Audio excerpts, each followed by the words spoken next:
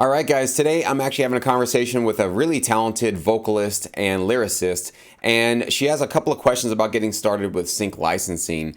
And her name is Ty Mitchell. I'm going to introduce her in just a second here.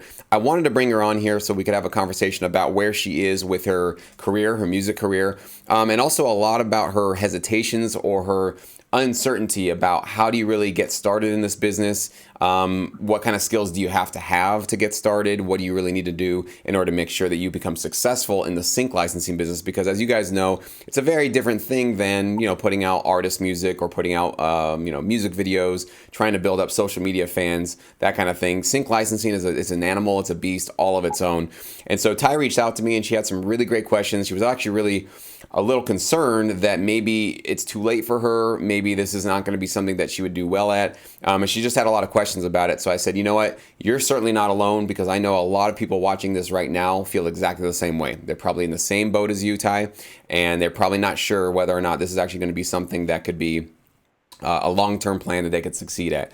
So why don't we go ahead and get started? Let me know about where you are in terms of your. One thing I also want to bring up is that you said also that you don't play any musical instruments and you don't have the skills yet to produce music on your computer. So those are the two things that you're really concerned that because you don't have those skills now, is it too late to learn those now? And how much of that do you really have to know to succeed? So with that as the background, why don't you let me know a little bit about where you are and where some of this anxiety or fear is coming from? Okay. First of all, thank you for taking time to speak with me today. So I've always had a passion for music. I think it's always been innately in me. Um, I'm a band kid, Me too. and yeah. Um, well, my band experience is a little less polished than yours, for sure. Um, I did choir in high school, but I think I just always kind of felt like, man, like I feel I don't really have this need to be in the spotlight so much. And everything about the music industry up to that point was like about, oh, like, well, you must want to be a star. You're not going to make it. Like, and all that. And I never really felt like, um, I never really felt like I wanted to be seen like that, but I knew I wanted to do something in music. And I didn't really have a path for that. So, like, when you were talking about in your video, what was that? Your journey, pretty much your journey video. I watched all of that. You had mentioned, like, there was this like gap, something about a South Park episode where you had said like um uh, Stan or someone, one of the characters was like, oh, like, well, how do you do this? Like, well, first you do this, and then, and The then, underwear gnomes. Yes, I forgot about that. Yep. Step and one, and then, then step two is question mark. Step three, profit. Right. right. So, pretty much, I've always felt like that, my whole life, um, and it's just kind of been like, man, like, I want to do this, but I don't really have a clear path for it. And I don't really, see myself really being in the spotlight like that. So it's like, how do I make this happen? So pretty much when I dug around a little bit and found some resources, I found out about sync licensing, and I was just like, huh, I could probably do that. But even with that, all these new concerns came up. Like, all right, well, I can sing pretty well. I am great, not a great lyricist, but pretty good lyricist. And know, um, come up with like melodies in my head, but there's always this disconnect. So I always felt like I have to be this, great uh, piano player or guitar, and when it comes to music production, I don't know anything about that, but I'm very, very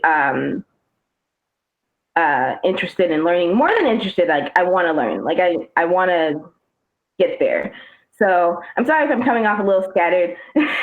Not at all. Just a Not at little. all. I get it. I get where you're going. If I can summarize, it definitely sounds like where you are at is that You're just like me in a way that you love music, you love creating music, you like, singing, writing lyrics, melodies, that kind of thing.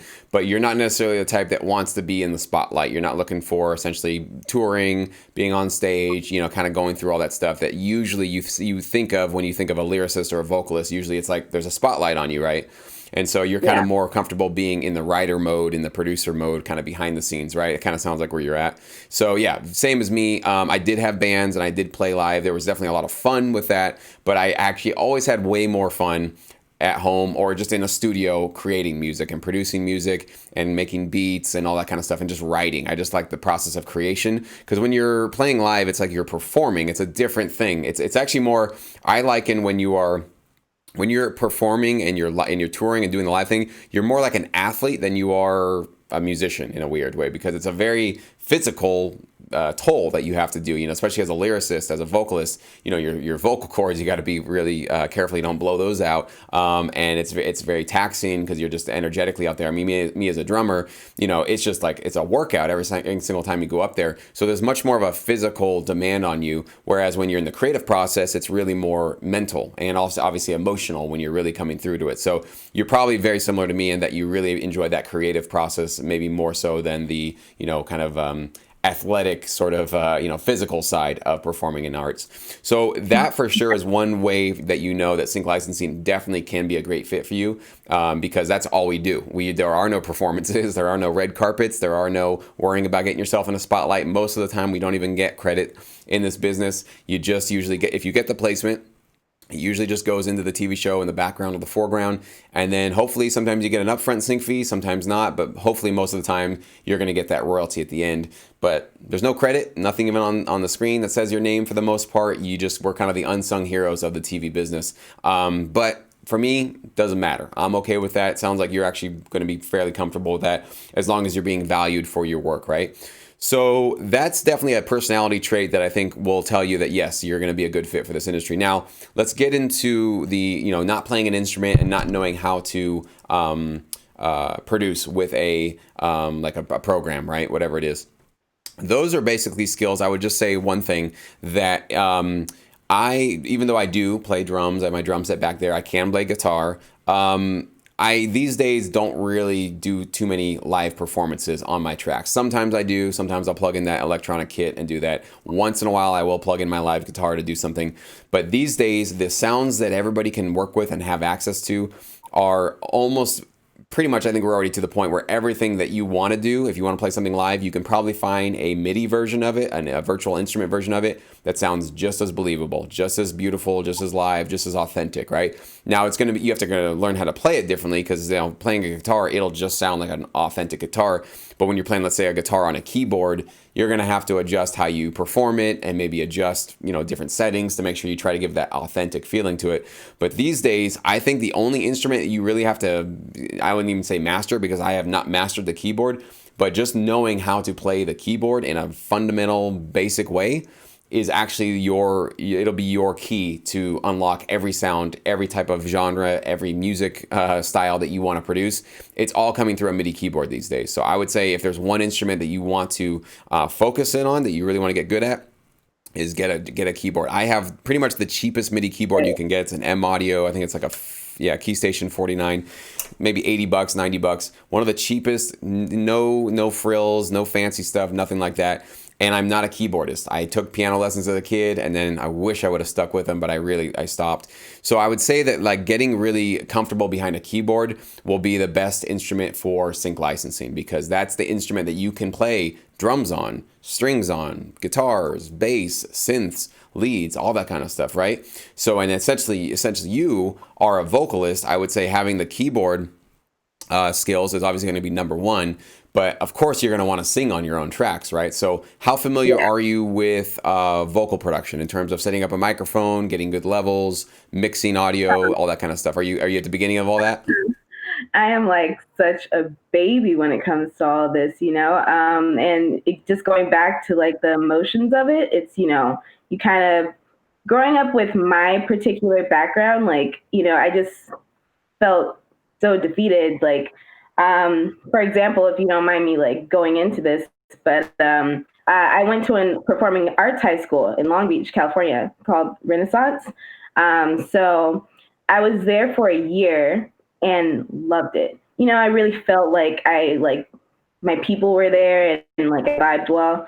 Then my mom ended up passing away, and so I think with that, like at that particular time, it was just like it just kind of made me not left me uninspired and like feeling like man like I don't even know. And then when I went to the new high school, it was hella underfunded. So they didn't even have like a music program or anything there. So it was kind of really hard to like find my place in that space there. And so, so pretty much I like, just going back to it, like I am like I'm 28, but like, I'm a baby coming back into this. Like this is like really just like me like getting understanding what the groundwork is going to be, and how to get to this place with sync licensing. So yeah, but I mean, I'm excited about it at the same time because I feel like I get to be a student, and that's something that I really, really enjoy being. So yeah. That's Awesome. And then I know that you had said in your email too that you have this feeling that it might be too late for you, and you are still very, very young. I will tell you that I have a student, I've had students, multiple actually, that started my program in their 60s and got their first contracts with a music library. So 28 is not close to being too old, and there's really no such thing as too old. I get this all the time from so many people that are usually in their kind of mid 30s or sometimes in their 40s, and they kind of think, yeah, but I had this I took a shot at the music business and then it didn't work out. So now I feel like this is kind of like, I think it's too late for me. It's over. I should just kind of give up the dream, right? And so I'm not here to change anybody's mind. That's really not what I'm here to do. I'm just here to tell you guys that I have proof. I have students that don't believe that, or maybe even they felt that fear, but they just kind of said, yeah, the hell with it, I'm just going to get started. And they've been accepted by libraries much later on in life than you would think that somebody would get started in this side of the business. The cool thing, and what we talked about before, because we're not in the spotlight, right? It's not about like, can I be marketed, right? Can they slap some sort of a label on me, put some cute clothes on me, whatever, put me on the shelf next to somebody else so that they can actually have some sort of appeal for the mass audiences out there. It doesn't matter what I look like, doesn't matter how old I am, doesn't matter my gender, my age, my orientation. Nobody cares about any of that. That's the one big saving grace about the sync business, is that it's literally just about the music. It really is about the music. And even one step beyond the music, it's really how serviceable and licensable and useful your music is. Because you could have a great track, but it might just not be useful for the library you partner with, and then it kind of sits on the shelf. So not only just having great music, but having music that you're thoughtfully, you're mindfully putting this music together, because you're like, I'm not just creating this for myself or just to put something out into the universe. I really want to help somebody else. That's kind of what you're doing in this business. You're like, I want to make something that's so valuable to somebody else that they'll pay me for it, right? And that's really what this whole industry is about, is you creating a valuable product for somebody else. And that feels really good, especially as an artist that, most of us have histories of not getting paid for our music. We never get paid, right? There's never any income coming in from it. And so it's really, and this is why a lot of artists, I will caution you too, Ty, that this is one reason why a lot of artists, when they hear about this side of the business, they go, I'm out. Wait. I got to make music for the needs of other people, and I have to just kind of cater it to what they want. No thanks. I want to make music for me, for my own needs, for my own emotions, and that's great. I'm not here to change anybody's mind. If that's what you feel is staying authentic to yourself, then stay a million miles away from this business, because this business will not allow you to just be making music for your own needs, if that makes sense. You will have to kind of like look outwardly and say, okay, here's my business partner. This is a library, right? This is a human being and a company, and they have clients that have TV shows in production, and those TV shows need music to enhance them, to bring out emotional cues, whatever that need is. Am I willing to kind of get out of my own way and really try to supply them? Sometimes you will find that the music you want to create actually completely connects directly with what their needs are. Like, let's say one day you wake up and you're really depressed and you're not feeling good, and your library says, hey, Ty, we need some really depressing, sad music. And you're like, perfect. So that does happen actually more often than you would probably guess. And when that happens, it's the best thing in the world because it's therapy and you get paid to do work. It's just the best thing ever, right? Such a cool gift to have that. But it's not always like that. Sometimes you'll wake up feeling depressed and they want you to make happy, optimistic, feel good party music. Well, are you going to be a professional and just get yourself in the mood and just sort of challenge yourself to, you know what, I'm going to try to get myself out of this funk and do something a little different? That'll be your choice, right? That might be a challenge for you. So I would say, especially since you're certainly an artist, you're certainly a creative type, that is something to really keep in mind. I think these are actually bigger considerations for somebody like you rather than learning the keyboard, learning how to use like Logic Pro or Ableton or Pro Tools. Those things are just skills, and I think skills, yes, they can be daunting, they can be scary, but it sounds like you have the right kind of like eager student mindset. You want to learn, you still love absorbing new knowledge, so I think you're going to be just fine learning that kind of stuff. But it's more that the psychology of this, right? The kind of fear and also the changing of the mindset underneath all of this that I want to make sure that you're very clear on before you embark upon this. So, anyways, does that make sense? Do you have any questions about that? Yeah, and I know that you had mentioned in your video previously how you were talking about at one point in your career you kind of stopped and you felt like you were isolated, And I think that's a big thing for me. Like, I've always kind of felt isolated in what, like, in my in my section of creativity. I haven't really had, in my particular case, I haven't had the support from like certain family members, certain things. It's like every time you mention like music, it's kind of like an eye roll, like, oh sure. you know so definitely that feeling of isolation can be stifling. So yeah. And I'm so But sorry. Yeah, I'm so sorry that that's going on for you. I know you're not alone either in that. That must feel very just discouraging, to have your closest family members and friends and people around you not being your cheerleaders, right? And not giving you that sort of like, you know what? Maybe I don't understand it, but I just want to support you on what you want to do. I really do feel for you when you don't have that kind of support. That's a big thing. I don't want to minimize that at all. Okay, so that's a really, really big issue for you that you will have to confront. You'll have to accept, and maybe also actively try to start to surround yourself or start to introduce people into your life that will become a little bit more supportive, a little bit more like that. Because I know I've been fortunate that I've had a family and people around me that have said, just go for it. And so I'm never going to take that for granted. That's always been something I've been very aware of, that's very rare, that most people that go upon these creative endeavors like you, most of us, most people do not have that. And so that is going to be a constant struggle because trust me, even with having a family like I did that was very supportive of what I was doing, it's a really hard road. Even having supportive families, it's a really hard road to do this. So when you have this very hard, bumpy road in front of you, and then on top of that, you have people that are kind of throwing doubts, right? Or just kind of the eye roll of just like, oh boy, here you go. It's just that much more difficult for you. I did create Sync Academy to have a little bit of a safe place for people that are going down this road, especially with sync licensing, to at least have some place. And I know that's digital. It's really not a replacement for physical relationships and your family, of course. It's not even close to a replacement for any of those kind of intimate relationships.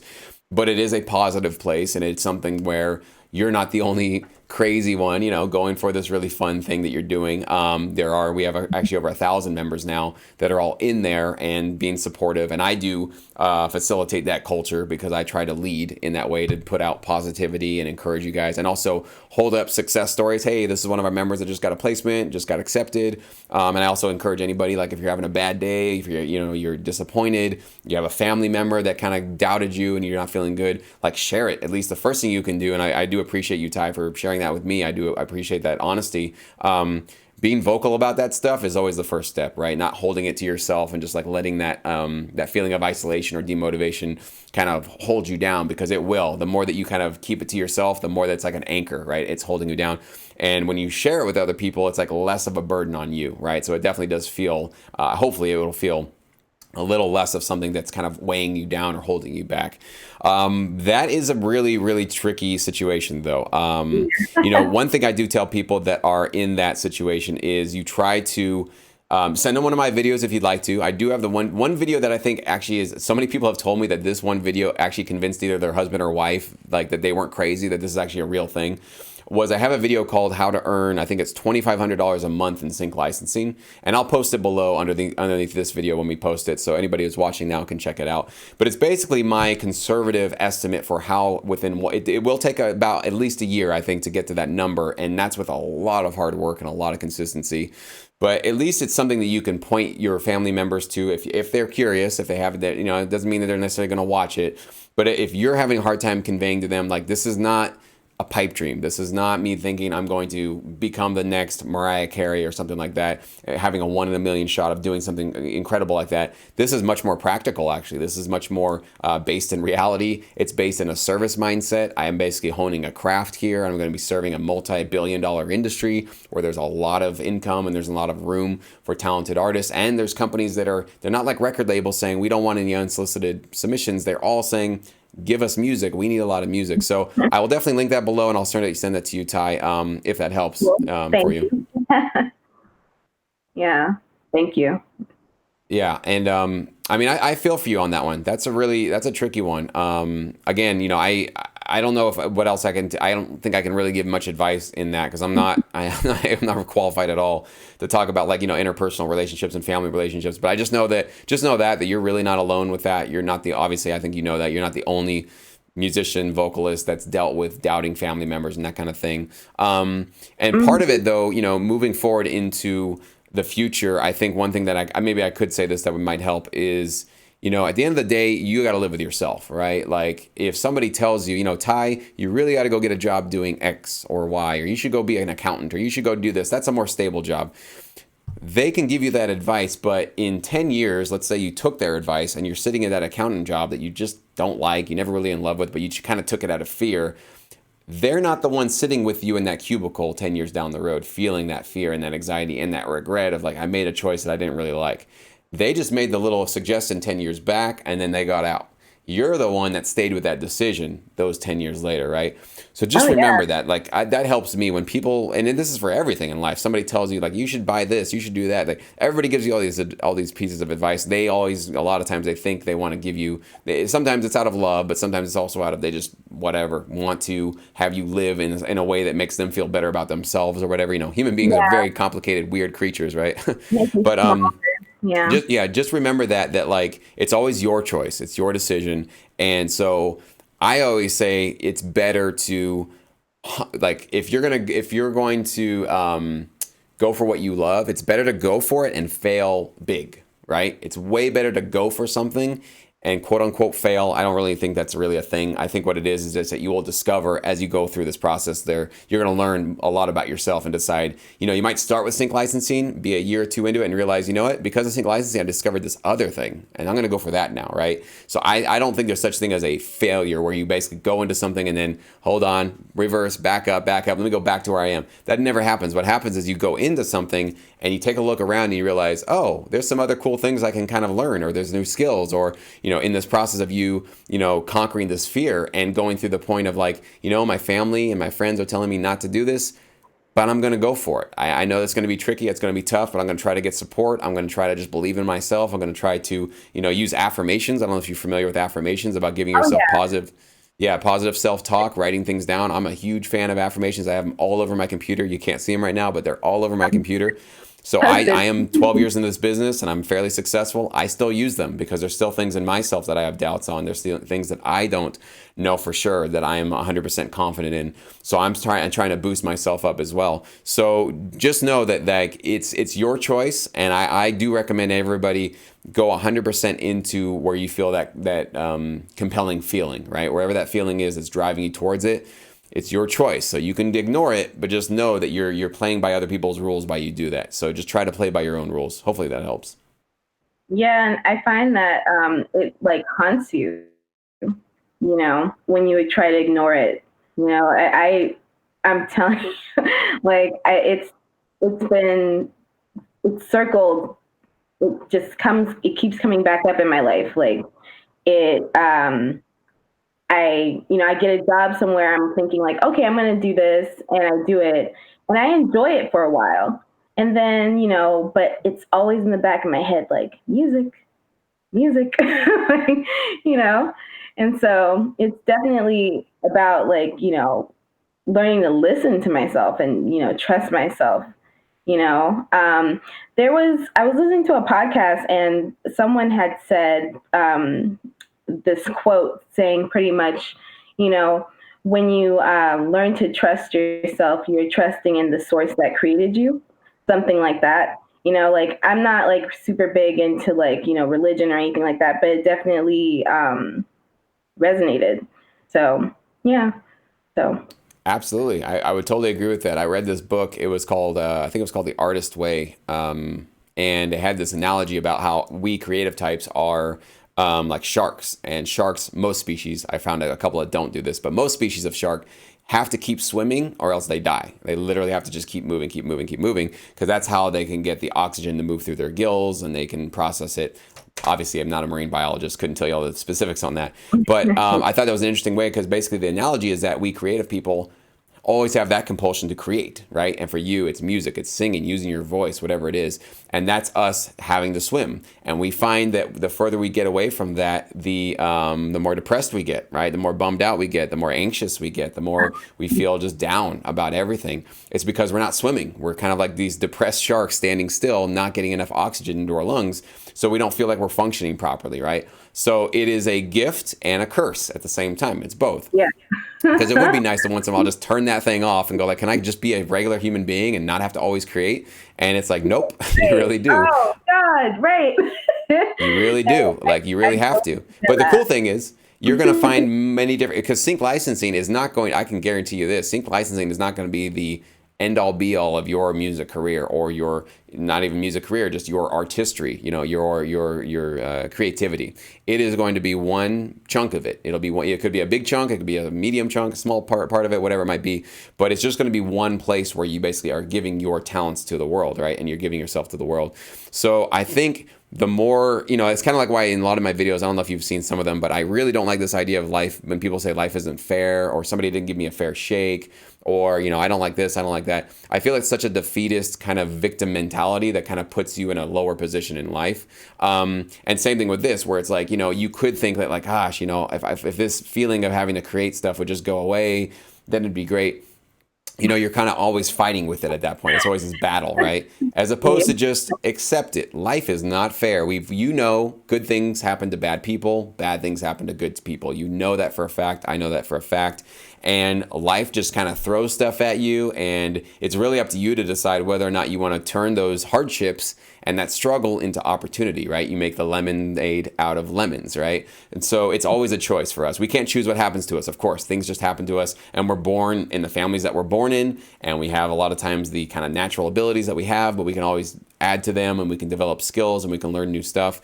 But it's really always a choice. We can always decide, all right, this is this compulsive kind of need. I need to create. So rather than being like, oh my gosh, can this just go away and I'm just going to ignore it, just embrace it. Accept the fact that this is going to be a part of your life and try to sort of like harness it to realize, okay, I see it as an opportunity to like, okay, I kind of, for myself, I've unlocked the key to my happiness in life, which is very rare. A lot of people never get to that. They don't really know how to make themselves happy. You actually kind of know what's going to really actually put you on a good path in life is that having a creative outlet, right? Sometimes it might be in a professional manner where you're doing it for income. Other times it's just for yourself and just for your own creative needs. And you could, paint and sculpt and write something, whatever it's going to be. Conversations are creative.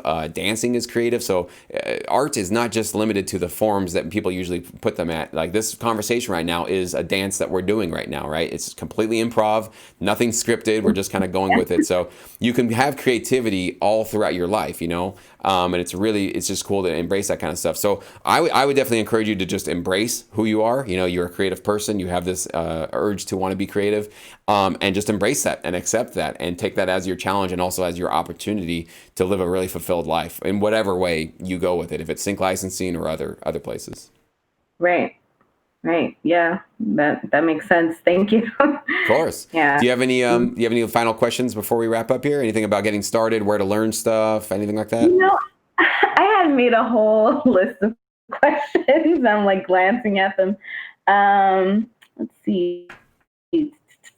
Well, I don't know. Like, you kind of ended up covering like most of the things that I was going to ask anyway. But I would ask you any like last advice or anything that you feel like you haven't said or something you can just kind of like, I don't know, end on here. Absolutely. I would say one thing I tell everybody, especially like if anybody signs up for what I do, right? My services, Sync Academy, Sync Edge, any of the stuff that I do, my courses do not do the work for you. Okay, so I want to make sure that people are aware of that before they get started. And you can succeed without me. You can succeed without any of my offerings, without any of the stuff that I do. I did it. I did it without a course like mine. Okay, so people can do it. I'm living proof that you can do it without going to a course and without learning anything.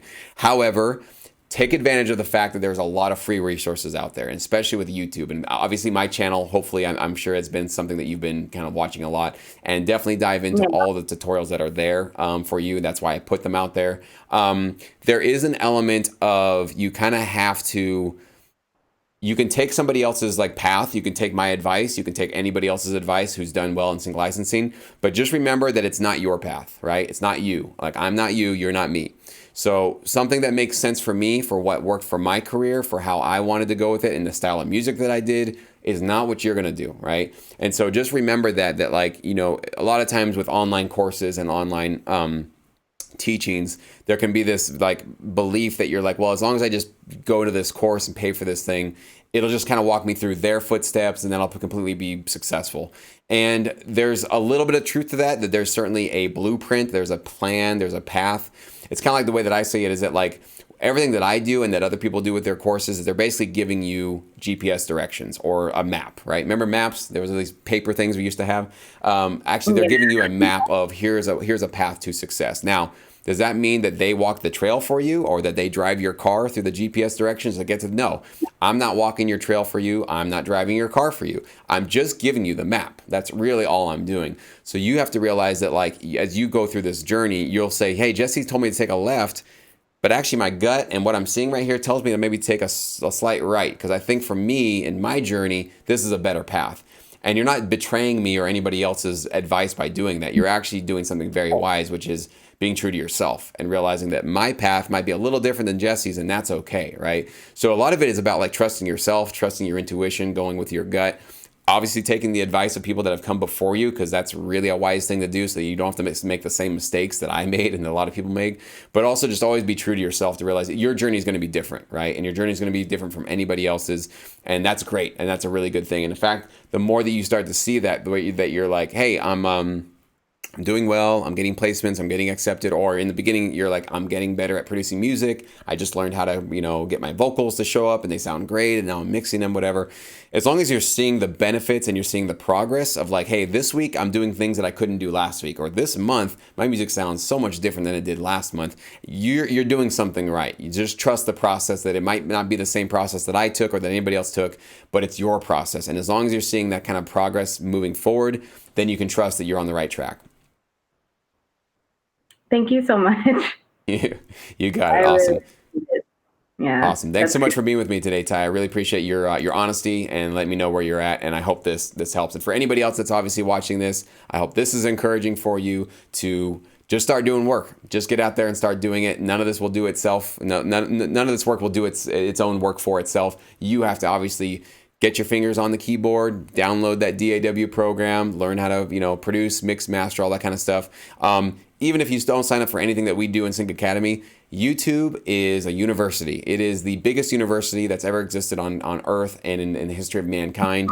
Anything you Yeah. want to learn, somebody's made a video about it. And I'm more of a visual learner, so I like to like, hey, how do you do this with Logic? I'll actually look it up. Somebody will actually show me literally how to do it. There's forums out there, so many free resources. So certainly don't take for granted the fact that you have basically the entire university of mankind sitting on your computer, on your phone, right in front of you. So for you, Ty, and for everybody else, take advantage of what you have. And what you have is a lot of free knowledge and a lot of great resources out there. So thank you so much, Ty, and I wish you all the best in your future career. Thank you.